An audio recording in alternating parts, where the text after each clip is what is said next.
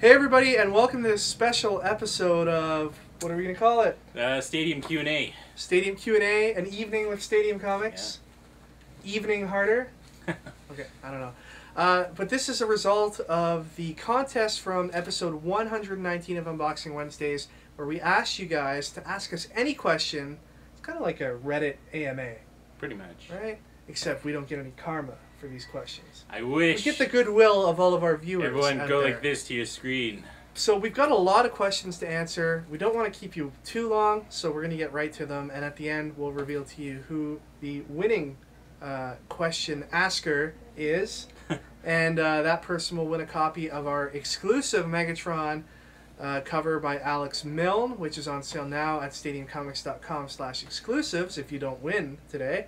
And also our Legend of the Shadow Clan exclusive cover with art by Adam Gorham. Whoa, that's like $11 right there. At least $11. Well, no, wait, $9.99. Yeah, $11. Plus we ship it for free. Whoa, so that's like $1 million. Yeah, but see, the thing with the free shipping is it takes a long time for the comic to get out there. That's true. As some of the previous prize winners will attest. First question from Brian Scully: how old are yous? And that's actually what it says. Yous, like how old? It's like he's like from Brooklyn. Yeah. How old are you? I'm 33. I was born in 1979. I'm 24 now, but 25 in May. So. And I'll be 34 in May. Yeah. So yeah. Almost 10 years apart. Whoa. Gemini, bitches. Am I right? Are you Gemini? Not Taurus. Oh, get out. The next question was asked by a few people in the comments for episode 119. Specifically, Kujero and S. Macaulay 600 both ask, where the hell is Rob? What happened to Rob, man? Well, that's what happens when you have a baby. Yeah. He's too busy for us. You know, when Rob was 9 months pregnant and he was like out to here, I knew that he was going to need some time off from work. That's okay. Rob and his wife had a baby late last year, and you know, he can't stick around till 3 in the morning, 4 in the morning when we're unboxing and filming this stuff. So they bring in the wild single man. That's it. Ricky was up for the task, and here he is. He's here with us every week. Available. Now Rob still does make guest appearances. He did help me out a couple weeks ago when Ricky wasn't here. So you know, Ricky let everyone down, but Rob was there to pick up the slack. While his baby languished alone at his house. Yes, you put everybody in danger. Yeah. You put me in danger, and you put Rob in danger, and his baby. A few people have asked us, such as Anders B25, the one like Saf, and JP Bazinga, about the first comic we ever read and how we got into comics. That's a tough one. Yeah, I remember my first comic. It was you know, a little bit after the first Batman movie came out. And as a kid, I saw that, and I was really, really stoked by it. And I went to a local comic shop that's still open here in Brampton, but we're destroying them. No, I'm just joking. They're doing well. And I bought a copy of Frank Miller's Year One. Wow. Yeah. That's what a book to start on. Well, it was a single issue out of it, and I think it was like the second or third issue, but it was awesome, and it got me hooked. And then, you know, every few days I was bugging my dad to take me to the comic book store to buy more comics. Look at that. My brother, he's like 15 years older than me or something. He got caught up in the comic craze in the 90s where he would buy like all these like fancy comics. And then he would kind of like give me some that were just like random ones. So I think one of my first memories of reading comics is Maximum Carnage, Spider-Man. And I had like almost all of them, and I was like, oh, this is so crazy. And I loved it. Yeah, but I think like the comics started with like TV shows like the X-Men in the 90s and Spider-Man, and then I was like, whoa, comics, what? And I read Maximum Carnage. I was like, so you're like the poster child for like somebody who got into the TV show and then was like, and I got into the Batman movie. But I never really got into comics like hardcore until like 4 years ago, I think. Man, after that Tim Burton Batman movie, I was hardcore into Batman, picking up comics every week. I started taping all of the airings of the Adam West, Burt Ward Batman show. Every time it was on TV, I had like 7 tapes full of episodes. Wow. I might still have some of them. I don't know. I haven't used the VCR in a long time. Isn't that piracy? I was taping it off of television for personal use. And if that's piracy, then I guess I better start downloading comics. All right, a few people, Ricky, are interested in our beards. TM Lara 66 asks, how do you keep those beards so fresh? You know it's what everybody is really asking. And Aya Sizaba says, how do you keep your beards so cool? Well, I keep them cool with ice. Mm-hmm. It's very important when you go home at night to ice your beard before bed. It's true, or else it hurts. Yeah. So, but yeah, no. I remember in high school people were always like, if you shave, it's just gonna grow in thicker and fuller. And I was like, oh my god. So I'm like shaving like every day. I was like the only dude in high school with a beard. It was awesome. Yeah, you grow a beard really quickly. It takes me a really long time. If you look back at old episodes of Unboxing Wednesdays, I think around like episode 35, one of the ones where Clive was on there, I had just shaved my beard, and you can see how many weeks it gets, from episode 35 forward for me to grow the beard. Do you trim it though? I do trim it every once in a while. I just trimmed it for the first time in about a month or two. Do you use like a comb and scissors? Or like no, I just use one of those electric ones. And it keeps it like that length? Yeah. I need to get one of these. Yeah, you're using scissors? No. I use nothing. You just shave once it gets too long. I have this machine that shaves it really thin, and I'm like, it's kind of sucks. XYZ asks, if you were a tree, what type of tree would you be? I'd be an evergreen. An evergreen? I think I would be a newly blossomed cherry blossom tree. That'd be good. Yeah. But I lied about the evergreen. I'd be a tree. I saw this in David Attenborough's Life. It was a tree that's like alone in the desert, and it kind of just goes like that, and all the leaves are at the very top. I'll give you a link. You can post it here. Thing's crazy. Whatever that tree is. Yeah, that's man. what you want to be. Sutman TV asks, how and why did each of you get into comics and comic collecting? Well, we kind of answered that already, but how did you get into the collecting aspect of it? It was Dark Tower. Dark Tower? Stephen King's Dark Tower. I read the books in high school. I was like, holy crap, this is amazing. And then I found out they're doing comics. And I started picking them up. I had a subscription list of just Dark Tower. And then I was like, hey, why don't I just try other comics? And then, damn, now I'm working here. So My first comic subscription was actually right here at Stadium Comics back when Rob first started working here years ago. And I'd always bought comics before that, just, off back in the, late 80s, early 90s. You would go to a comic store, you could buy them off a newsstand or something like that. But my first comic subscription was here at Stadium, and I had books on it like Batman, Detective, all the DC stuff, because Rob wouldn't really let me read Marvel at the time. And,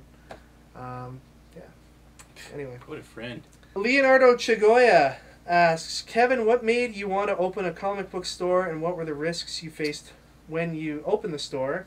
And a couple other people asked the same question. Mega A2DG asks, Kevin, how is it to own a comic shop? How did you start it? And Sonic FB13 asks, what made you decide that you wanted to own a comic book store, and how long did it take to make this come true? I wanted to own a comic book store for a long time. Rob and I always talked about opening our own store years ago. Didn't you guys like run something out of your basement? Yeah, we ran like a test kind of store, probably about gotta be almost 15 years ago now. Wow. Where we would just sell. It was in the early days of eBay, and we would order comics and sell it on eBay and that kind of thing.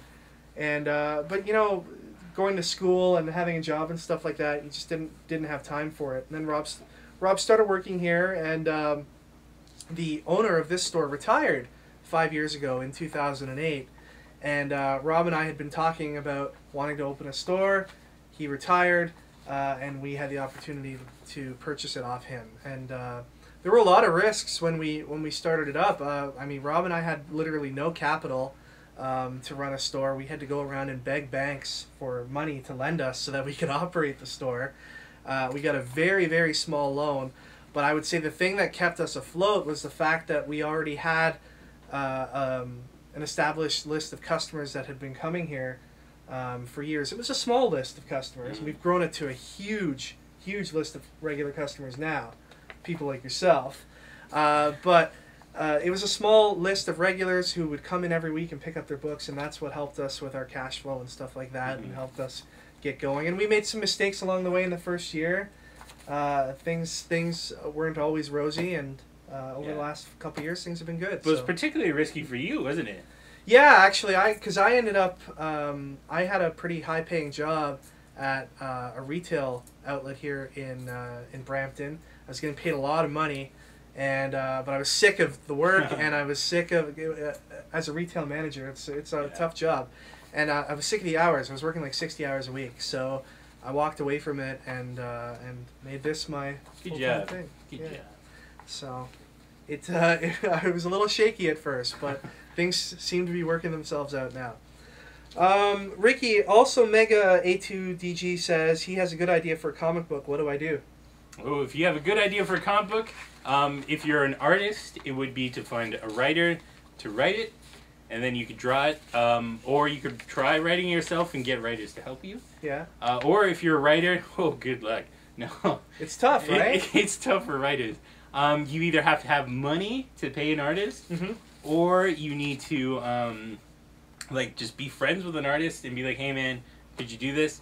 Very rarely will an artist do it, just if you're a random dude. Yeah. So, but if you have an idea, make like an outline first, and then do that way. If you have the talent to draw a little bit and write it, I would probably suggest don't wait around for a publisher or anyone like that to take notice of your work and like it and want to make it a reality. Just do it. Get it up online, make it a webcomic, get it out there, so that people can see what you have going for you, and take it from there. If you have to self-publish it, self-publish it. It's tough, but a lot of publishers won't even look at a new writer or a new artist unless they already have something in their hands that's finished. So the key thing is to have something that's finished that you can show editors, and then hopefully you can go from there. I was talking to a local dude, Gibson Corder, this morning, and he was saying that he went to you showed people at Marvel his art, and they said, you're really good, but there's 50 other guys like you. And so what you have to do is build heat around your name first, and then they'll come to you. Show them that you have a fan base or something, and go from there. Devin Lockwood asks, who built a Stadium Comics on Cybertron? Well, where do you think Rob's been all this time? I can imagine him in like a spacesuit. Rob would never go into space. Rob is afraid of everything. He'll never go into space. Dak and Howlett, our good friend out in Alberta, asks, poly bags or Mylar? What comic preservation items do you guys sell in the store? Bags, boards, microchamber paper, top loaders, and what are your thoughts on comic book preservation and storage? Microchamber paper? Yeah, well, what is that? if you're getting into like the hardcore older stuff, that's the kind of, the vintage comics, that's the kind of stuff that you'd want to definitely have on hand. Here at our store, we focus mostly on new releases and stuff like that, so we have Mylar bags available for people if they want them, but we just give away the poly bags for free. I like had a Mylar bag once, and it was really weird because it's all like shiny and like crunchy. It's much better for your comic to protect it, but for the sake of things in our store and how we operate here, we just mostly distribute poly bags with the purchase of every new comic. And then if people want Mylar bags, they have the ability to get them. We also sell a lot of plastic top loaders to people. That's a really popular item here for storage. And short boxes. Love this. Short boxes, yeah. Can't keep enough of them in stock. What do you like better, short boxes or long boxes? I like short boxes because they're much easier to carry around and maneuver. They don't bend in the middle when you load them up with stuff, and you have so many different stacking options with them. That's right. So that's kind of our thoughts on comic book storage. It's important. Bag and board your stuff, store it, keep it. Don't store them flat. Store them upright. And if you're getting into some of the more expensive books, then look into more expensive options for storage because you want to protect your investment. Cryogenically freeze them. Would you rather go on a date with Mary Jane or Gwen Stacy? The Edges of Blades asks. That's tough, man. I'm probably gonna go with Gwen Stacy because I'm more into low key dates. So I think like Mary Jane's like a woman I would not be able to please. Right. She'd be like, she's like a model. Right. She'd be like, oh, can I go dancing? I'd be like, I don't want to go dancing. I definitely think Mary Jane's hotter, but I think you're on the right track there. Gwen Stacy is more of the girl next door type, and I'd be easier to please her that way. Yeah. So. I mean, Mary Jane would be like, hey man, let's go skydiving. Let's go to this club. Yeah. And be clubby. Because doesn't she own a club now or something? I don't know. Moteo Verdino asks, hi friends of Stadium Comics. I live in Argentina, and I'd like to order the Amazing Spider-Man 700 second printing variant. Can you please tell me where I can order it? Thanks. Well, I mean, there's a lot of options for you to order comics online. I would check eBay for one to see if there's anybody that's closer to you, distance-wise, that might have the comic. Just because I could sell you the comic from our store here, but shipping to Argentina would probably cost a lot of money. So if that wasn't an issue for you, send us a message and I can help you out. But check on eBay to see if there's anybody closer to you, or some of the online comic stores, see if they have like a deal on international shipping or something like that. Nice. Scott Finney asks, what's your favorite New 52 title? Favorite New 50? Oh, you go first. Batman. Yeah. Hands down. Batman is the best. Yeah. Probably the best comic, period, right now. Well, I don't know, Saga. I really like Saga. But out of Marvel and DC, Batman is the best book right now. Totally. I also really like Swamp Thing, and I like Animal Man. I was a really big Green Lantern fan prior to the relaunch, but I have to admit I've kind of lost. I've fallen behind on it. So, what else? That's okay. That's about it, really. I like Francis Manipul's art on the Flash.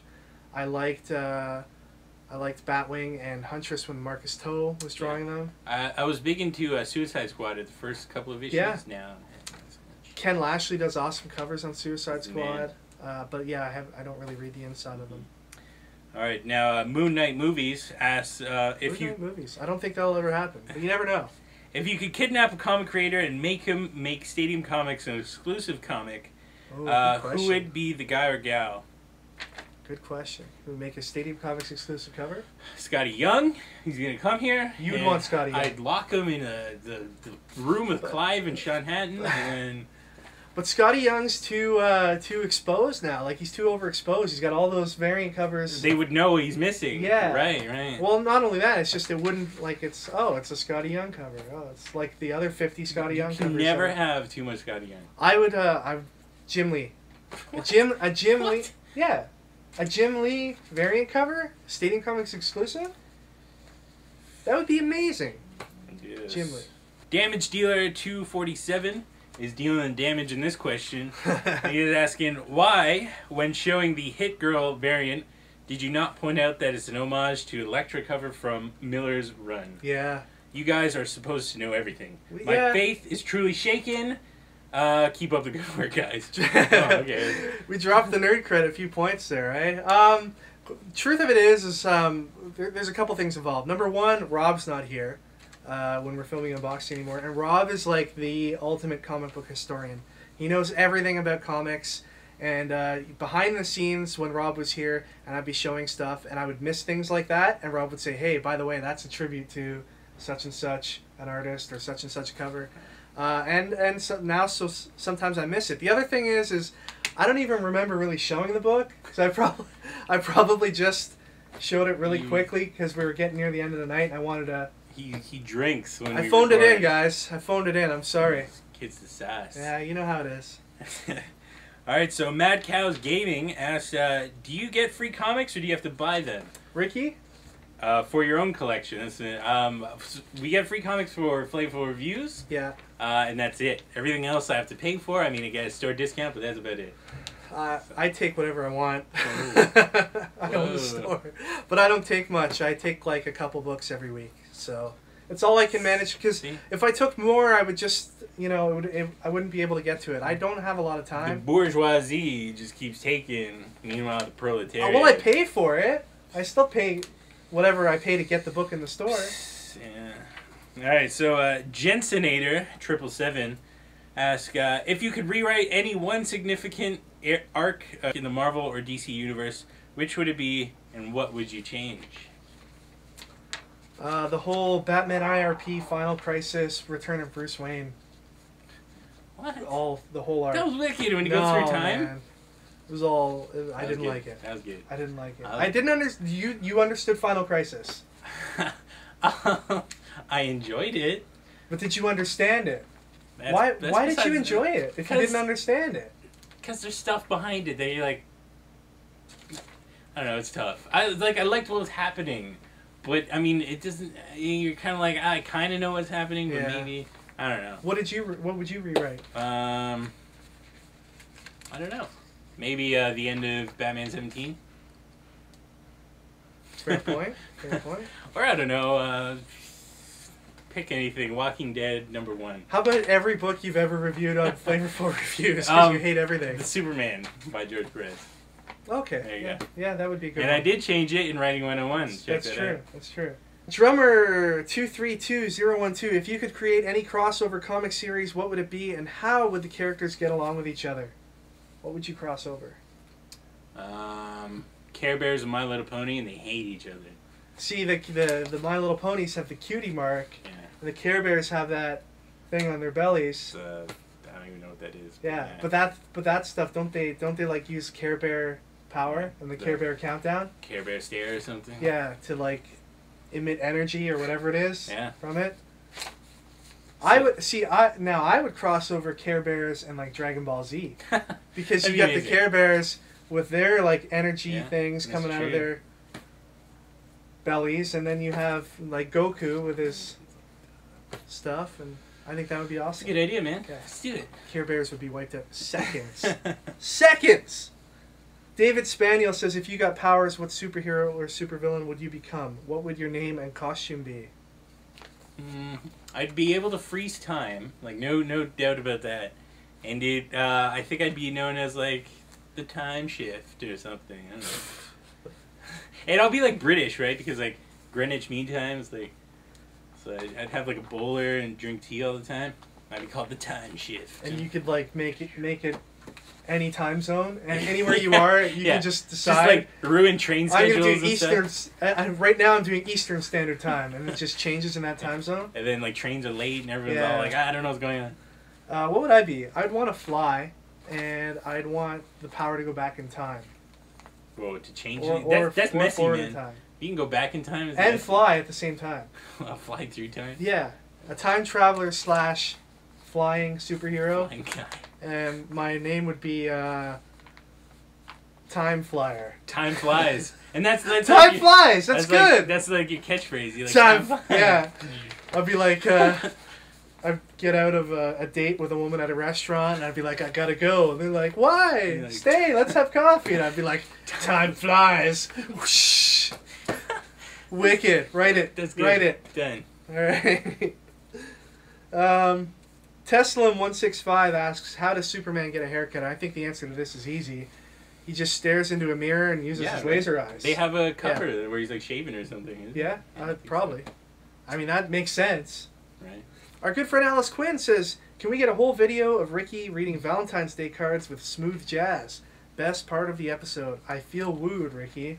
Yeah, well, Alice, hit me up. You have my number, I think. I don't think you're alone there, Alice. I think we were all a little wooed. Well, it's okay. There's a lot of me to go around. Yeah. So. Dschwa98 says, if you and Ricky had a sex change, what would be your names? I think I'd still be Ricky. That's a female name, too. Ricky with an I, though, like Ricky Lake. Ricky Lake, that's right. My name's Kevin. Is there a Kavina? No, I don't think there's a Kavina. Karen? No, I don't like Karen. It's too plain. Lindsay. I would just do the same thing. I'd be like Kevin, but spell my name like differently. Like K-Y. Yeah. I-N. Kai. K-E-V like Y-N. Now it's a female name. That's lame. Yeah. JC Seiji says, I'm wondering, what do you think of the long-term effect the unreal super appreciation in aftermarket prices of currently released comic series has on the comic reader and on the collectible collectors, who seem to be the drivers in this road rage? So the question is, like, comics are not as valuable aftermarket nowadays? No, they appreciate super quickly. And this is something that's been going on in the comic market for a couple of years, where no longer, it seems, is the emphasis on value of a book, a few months down the road. The emphasis is on, all right, this book is in demand and hot right now, the week it's released, and it's sold out, and I need it. It came out this week. I'm willing to pay exorbitant amounts of money for it.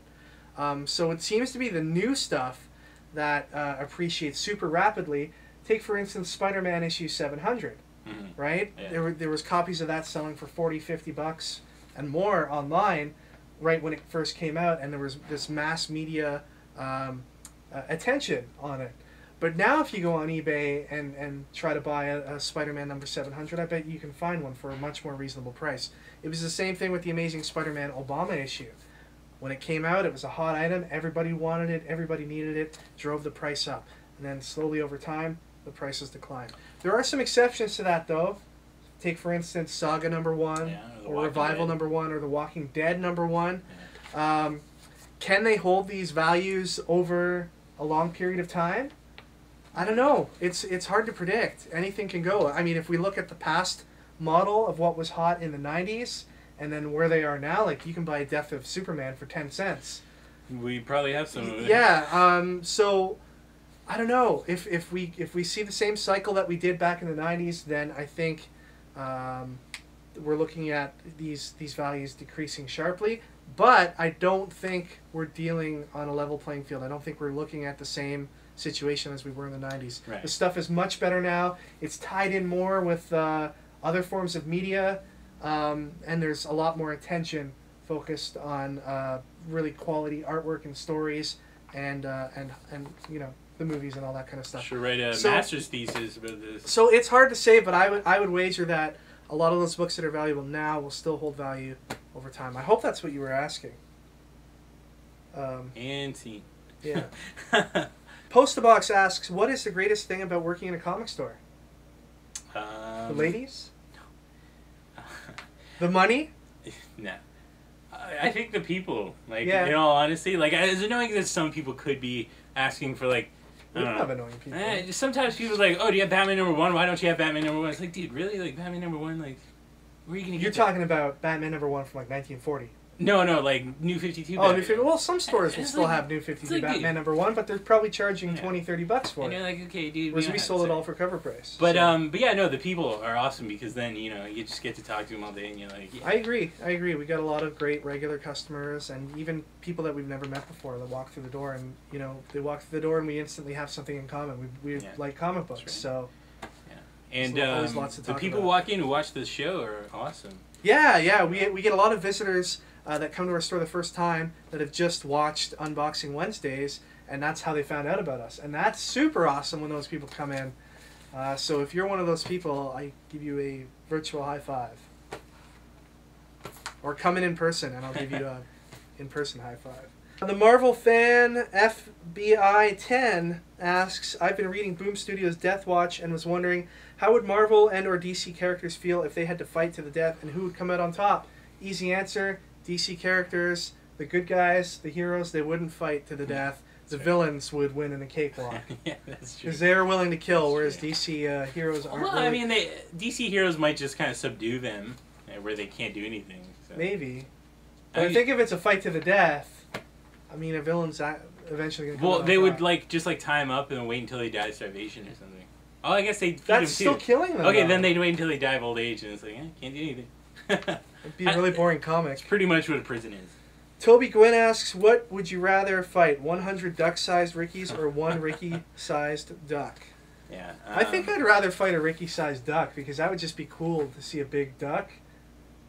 Yeah. You know? That'd be great. And, I mean, ducks are pretty harmless. You just, punch you in the throat. I just throw it a bunch of breadcrumbs, and when it's not looking, it just... Stab it? I didn't say that. Whoa. Now, would the duck, be dressed like me, but it's like a duck? Yeah, that's been known to happen. Nice. Yeah. Derezi asks, Ricky, where do you get your sweatshirts? I notice you wear one in almost every episode, and I've been meaning to get me some new threads. Yeah, okay, so these are actually sweaters from the improv team I coach at the high school I used to go to. So back in high school, I was in the improv team, and we would do improv scenes. Yeah. And now I coach them, and we have team sweaters, and I wear them. So the super comfortable. Just set up a little online business. Yeah, you can sell it to people. If you can see on the back there, that's the symbol. That's for St. Augustine. Yeah, St. Augustine improv team. So very cool. That's where you get them from. You have to teach kids. Johnny Zags asks, if you could make an appearance in any comic, which one would it be? The inevitably relaunched Lobo series, where I can go and be like Space Pirate with Lobo. You know what? I think I would choose Walking Dead. Whoa, what? Yeah. That's like the bleakest world. But I just realized that I'm not actually putting myself into it. I'm just making a guest appearance. Then you leave. You know. Well, but then you could die. It's a drawing of me. But then you would die. Yeah, but that would be cool. I could be like, look, I got killed in The Walking Dead. Robert Kirkman killed me. Well, yes, yeah. Yato Dosit Stan. I don't know how to say that name, but he says, how was Ricky's first day working in Stadium Comics? Funny story about my first day. I show up here, and Rob's like, okay, we're going to get to work. And then a customer walks in, I start talking to the customer, right? And this is one of those customers that loves to talk about everything. Yeah. And I'm just a genuinely curious person, so I keep asking questions, and he keeps talking. And eventually, like, Rob's sitting there, and he's like, we got to, like, get work done. And it's, like, 45 minutes later, I haven't done a single thing. This guy's still talking. Did he buy anything? I don't even know. You fail. You fail. And then eventually, Rob's just like, hey, man, we got a lot of work to do, so he's got to, like, leave. And I was like, okay. And I went back to work. Ouch. And Rob's like, look, first thing, do work while you're talking to people. And I was like, okay. It's true. You can multitask, right? LSD Panda Gaming says, if you could have any color coin purse, which color would it be? Orange? I really like orange. Paisley. Next question. That's a good one. That's good. Comics says GW. I've thought about that a lot. So. Speaking of Paisley. Charlie Vang says, I've always wanted to own a comic book shop one day. What's the first stop to getting there? I want to be like Kevin and Rob and have a Ricky working for me. Everybody wants that. It is the Canadian, nay, the world dream to own a comic book store and have somebody like Ricky that you could boss around. What? You can make robot clones of me. That'd be essentially useless. Whoa! What? If you want to own a comic book shop one day, then the thing I would say to you is save up a lot of money. Make sure if you're buying a store that already has customers, you're in a little better shape. If you're just starting fresh, make sure you do your research. Make sure you know what area would be a good area to have a comic store in, what kind of competition's in the area. And then there's a lot of expenses that goes into opening up a new store. And then once you have the doors open, you have to work really, really hard to make sure that you get some pull list customers so that you have regular clients coming in every week. You can't survive as a comic store if you don't have regular customers. So just throwing your doors open and saying, hey, I have comics is not going to be enough. Yeah. So it's not a walk in the park at all. We're still figuring things out here at Stadium. We've owned the store 5 years. And we still have a lot to learn. So I would say save up a lot of money, make sure you have some stuff put away for a rainy day, and don't get discouraged and realize that it's going to be a tough battle. I'm sorry, I wish it were. So what kind of areas are best for a comic shop? I mean, ideally in a shopping mall like we are, but you have to take into account that most shopping malls have extremely high rent rates. So it's not like if you're starting up a brand new store, you can just automatically go into a mall unless you've made like a fortune somewhere else and you have money or bank loans that will help cover the cost of that. So you want to look at like, if you're looking outside of a mall, you want to look at maybe like a strip plaza or a building on its own that has good visibility to the roadway and stuff like that. I know we benefit a lot by being in a store that's close to a transit terminal. So we have a lot of people that come in off the transit buses into the store. And if you have a bus stop or something near your store, it's definitely going to be to your advantage. Because a lot of people that shop at comic book stores don't necessarily have a license or a car, such as this guy. So Charlie, message me anytime if you have any other questions about it. I'd be glad to go into more detail with you. Prime Reviews asks something about our facial hair, which we answered already. And he also asks, what is the secret to the exclusive variant covers for your store? Well, you're going to get, the 50 Aspen covers? Yeah, we're going to get a lot of Aspen covers. The secret is to knowing what's available in the marketplace and which publishers are open to exclusive covers. Marvel is open to them, but they have much higher, stipulations. You have to order a ton more with Marvel to get an exclusive cover. IDW, for example, is very open to doing exclusive covers. You have to submit the cover to them. They have to approve it. We were lucky enough to know Alex, the artist. And then you have to buy a certain amount of them. In the case of IDW, it's 1,000 copies. So we have to commit to 1,000 copies of that comic, which, the highest comic we order in here is usually 300 or 400 copies. So it's quite a lot to take on. What book is that, Batman? I would say like if I'm looking at this week, Uncanny X-Men was about 400 copies. Batman's usually around 200 to 300. So. Wow. And you know who does all those pulls? This guy. So if your pulls are messed up, that's the guy you want to talk to. No. New 52 fan asks, do you have a customer that buys a crazy amount of books per month, and if so, how many? Per month, definitely. Like I've seen people buy like almost like $800 worth of comics. Yeah, we do have some customers that buy pretty much everything that comes out. We have a guy that buys every DC comic. We have a guy that buys every Marvel comic. And then we have a couple guys actually that just want one of everything. Those guys are awesome. Yeah, and then there's some guys that just want all the variants, and that can usually cost a lot of money. There's some guys who want all the image books. So yeah, we have a wide variety of customers buying all kinds of things. We have a pull list set up here in the store for people that buy only one book a month, or as many as like 100, 150 a month. All depends. ASM Spidey 2828 asks, how did Ricky's interview for a job at Stadium Comics go? It went terribly. Did it really? No, it didn't. There was actually no real kind of interview. Rob. That's what we specialize here in Stadium. We don't actually interview people. We're just like, you look like a guy that would... Okay, I've been coming to the store like 4 years, and then Rob's like, man, someone's leaving on Thursday. Like, someone's leaving the store, and his shift was Thursdays. I need someone to do that. And I was like... And he's like, okay. Shout out to Rashawn, by the way. You're awesome when you worked here.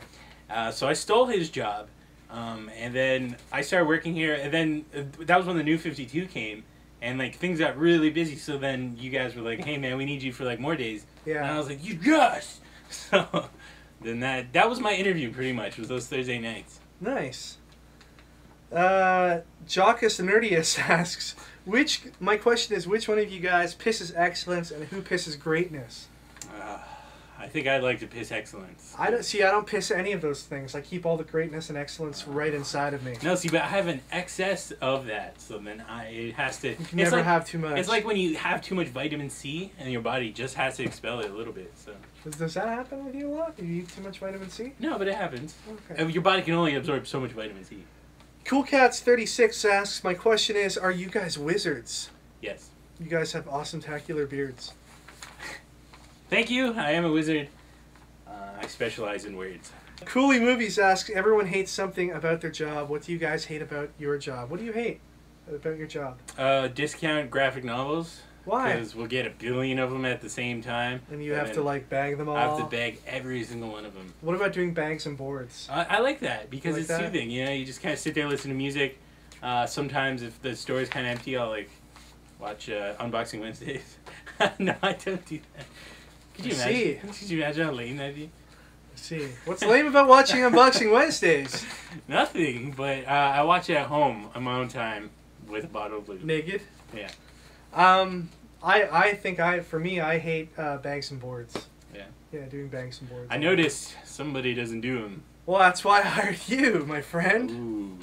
Also, you get board flakes everywhere. Board flakes all over your sweater. Have you ever seen my sweater and it has like white flakes on it? It's cocaine. Yeah. Natural 808 Reborn says, okay, sorry, but I gotta ask this question for ASM number 700 second print.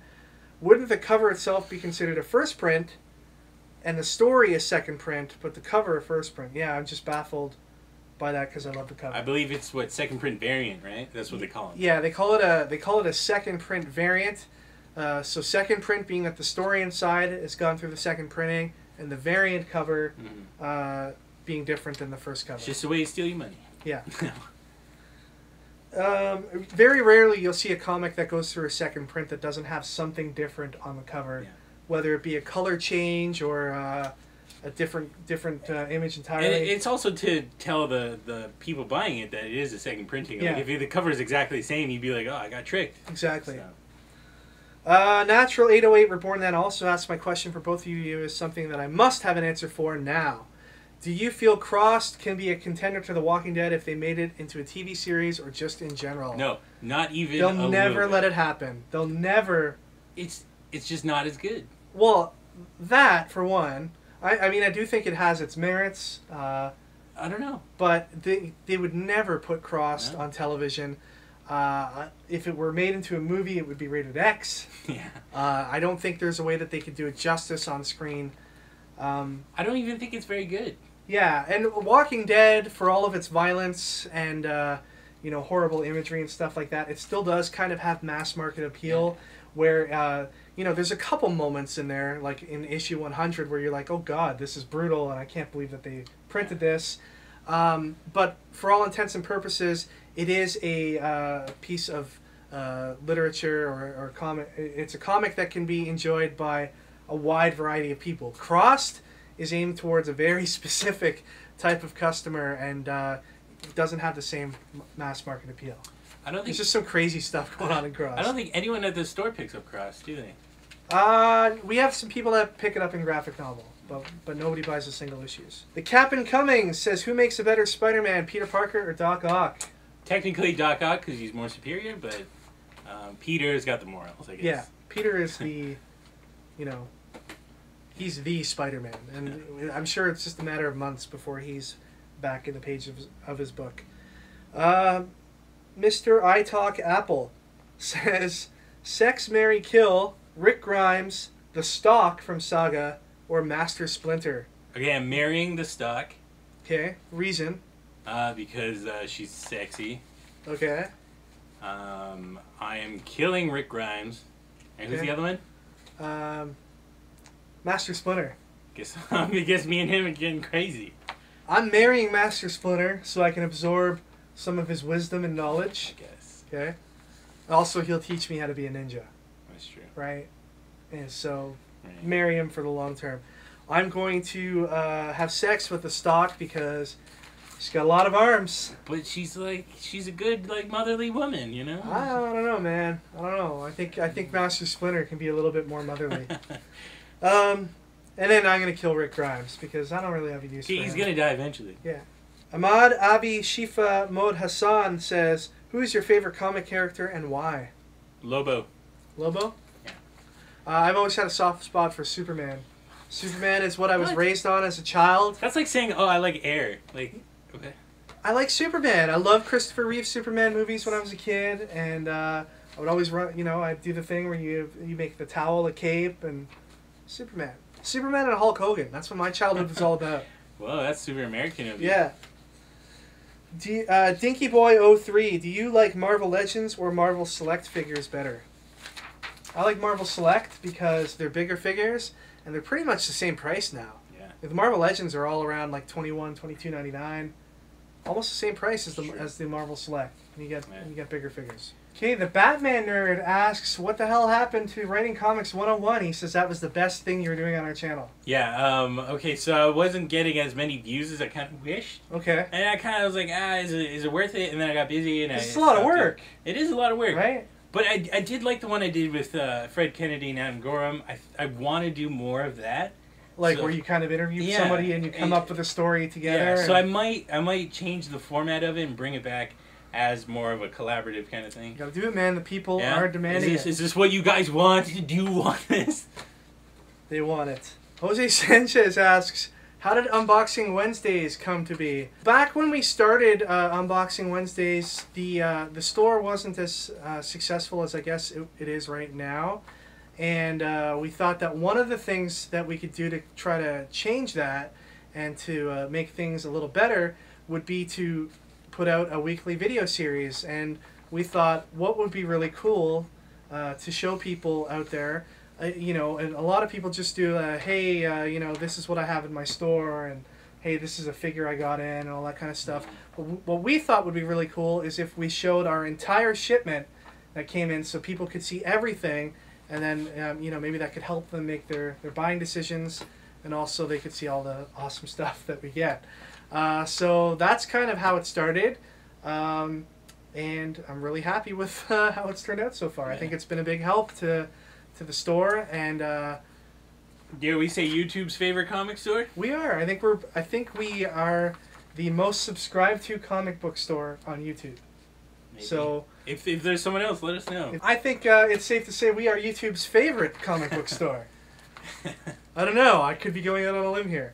But I really like what Unboxing Wednesdays has done for us as a store, and it's also been a hell of a lot of fun.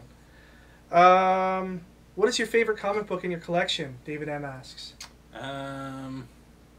The Bravest Warriors variants. I got all the variants of Bravest Warriors #1, including the New York Comic Con variant, thanks to this gentleman. I'm pretty sure I have all of them, so that's probably like my #1. I have a new favorite comic, something that's new in my collection, and it is our Amazing Spider-Man 666 variant. All right, yeah. CGC graded at a 9.8, sorry, and signed by Stan Lee. That's my... Is that yours, though? That's mine. That's Ooh. mine. I own it. Oh, you guys got 2, right? We got 3. We got one for me, one for Rob, and one to go up in the store. So. What's the one at the store graded? Are they all 9.8? They're all 9.8s. Yeah. On all signed by Stan. So that's priceless to me. Arturo Hilario says, how did Flavorful Reviews come to be? Oh, wow. Okay, so me, Nick, and Buns were just like hanging out, and we were like, man, we should start a podcast. So we started a podcast. For some reason, Rob and Kevin were listening to it. I think we were the only ones. Yeah, I think so too. And so then they're like, hey man, do you want to like come on to our channel and do like comic book reviews? And we're like, we have no skills whatsoever. We don't know what we're doing. And okay. you still don't. Yeah. So we did it, and we filmed it on like the crappiest, like the first it's a episode. Phone. Yeah. Wasn't it? Yes. So it's like super crap. You guys are all sitting on a couch. Yeah. The angle is really weird, all like looking up in your crotches. Like I would say like first 40 episodes, complete garbage. And then, like, okay, well, no. First 20 episodes, complete garbage. 20 to like 60 was like... That's when you guys introduced the bed sheet. Yeah, yeah. So that stuff got like more intense. And then we got really into our stride like 60 to 80. And then 80, now we're like in the big leagues. So. Yeah. Shooting in high def and in the comic store. If anyone... We're tenacious in the least, right? 80 episodes of pure crap, and here we are now. The real average gamer 1 asks, if it wasn't for comics, how different would you guys be personality-wise, and how different would your lives be? And PK Breeze 08 kind of asks the same questions. He says, if it wasn't comics, what would it be and why? Yeah. I think for you it'd be video games. Yeah, it'd probably be video games. But they're so closely related that you can't really be like, yeah, video games. If I wasn't a nerd, I think I'd kill myself. So. Yeah, I like where I'm at. I think if I didn't have the comic book store, I'd still be working a really not fun retail management job and making lots of money, but hating my life. You'd have like a clean cut. You wouldn't have the beard, and you'd be like, "We gotta make gross profits, people." Oh man, gross profits are important, man. They keep those investors happy. Yozakura9153 asks, what is your holy grail of comics? So maybe not something that's in your collection, but something that you desperately would like to have. Well, okay, I had 2. I actually have one of them now. It's Infinity Gauntlet #1, which I actually have. I bought it here in like the dollar bin. Yeah, we had it in the dollar bin. What? About a year before the Avengers movie came out. And the first appearance of Lobo, which we did have here for a little bit. That's your holy grail? Yeah, man. Not like Detective Comics #27? That's my holy grail. I'd love to have Detective Comics. Lobo, first appearance of Lobo when he's on the bike and he's like... So somebody said to you, you have the choice of either this Detective Comics #27 or first appearance of Lobo. But you can only choose one, and you can't have both, and you'll never be able to have both. Yeah. You'll only ever be able to have one. Which would you choose? Honestly, probably the Lobo. Just because, like, if I had the Batman, I would never sell it. So it'd be pointless. You know what I mean? So I'm not going to sell this collectible, so might as well get something that's more special to me. Stroke Pilot. Nice username, Stroke Pilot. You pilot those strokes. He needs to know when Tiger Ricky's own comic book series is going to start, and if it's going to tie in with Huma Am. In all seriousness, I would buy a poster of Tiger Ricky right now. Make it happen, Stadium. I'd like to make it happen for you, but this guy is really difficult when it comes to supplying stuff to sell for us. No way. If you just ask, I'll get it for you. What do you want? He wants a Tiger Ricky poster. Done. I have some at my house. All right. You message Ricky on YouTube and set that up. But in terms of Tiger Ricky, I actually would want to do a Tiger Ricky like animated short, like 30-second animated things. Yeah, you talked about this with me. But I don't have the animation talent, and I tried doing something. It looked really weird. But you'd have a whole cast of animal characters. Yeah, exactly. So, I mean, if anyone out there would like to work with me on like an animated Tiger Ricky thing, let me know. Right. And we'll do something. But yeah, so that will be coming back eventually. I have been doing like a whole bunch of animal people stuff. You have. Which I'm These are all part of your Tiger universe. Yeah, which I'm like obsessed with right now. It's weird. It's kind of creepy. It is creepy. I drew a girl as a duck. Next thing you know, you're gonna be coming to work in a fur costume every day and wanting to gift people. That's what? Yeah. That's the dream. It's a dark path you're traveling down. It's okay. And the last question, and the one we're going to choose as the winner for the contest in episode 119, and this person will get a Transformers Spotlight Megatron exclusive cover and the Legend of the Shadow Clan exclusive cover. And it's Sephiro355, and he says, do you think digital comics affect print books or local comic book stores? Do you think it will in the future? Do you think that it brings in new readers? If I may? Sure. Short answer, yes, they do affect print books. Long answer, no. Okay. So they're going to affect like the floppies and the monthly comics. I definitely think that's going to be in the decline coming in the future. But I think the hardcovers, the fancy kind of books, those are never going to go away. Right. And those are actually going to become more sought after and more available in the future, I think. Yeah, and you know what? At this point right now, if you ask me right now, do I think there's a decline coming in the future with the floppy comics?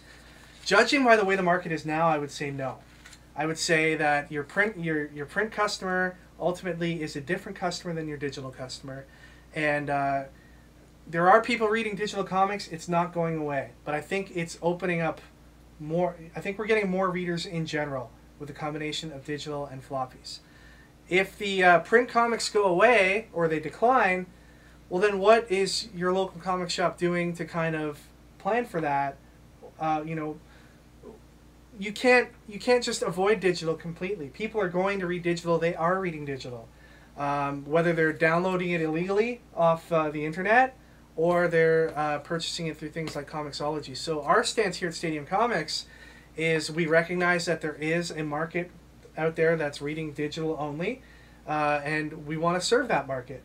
So, you know, we're fortunate enough to be able to partner with somebody like Comixology and be able to sell digital comics to those people who want them. And the great thing for us is it allows us to sell digital copies of things to people that live halfway across the world that we wouldn't normally have a chance to sell to here in the store. I can tell you that as digital has been getting more and more popular over the last couple of years, I've found that print is also getting more and more popular. Oh, yeah. We're selling more print comics than we ever have. People always point to the music industry and stuff like that, but I would say that print comics have a certain collectability factor that, you know, a CD necessarily didn't have. I mean, CDs have liner notes and stuff like that, but there isn't that built-in collector's market around CDs. I mean, vinyls are doing amazing right now. So I mean, vinyls have made a comeback. They're doing really well. And, you know, comics are doing better than they have in a long time. And I do think that some digital customers do make the jump over to print.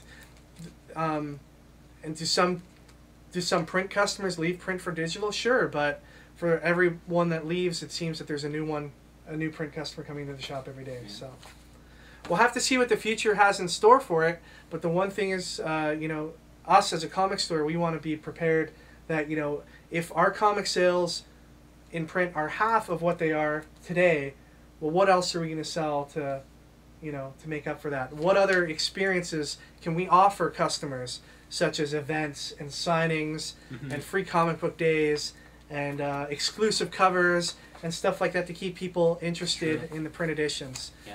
So success isn't just the books. It's yeah, it's crazy.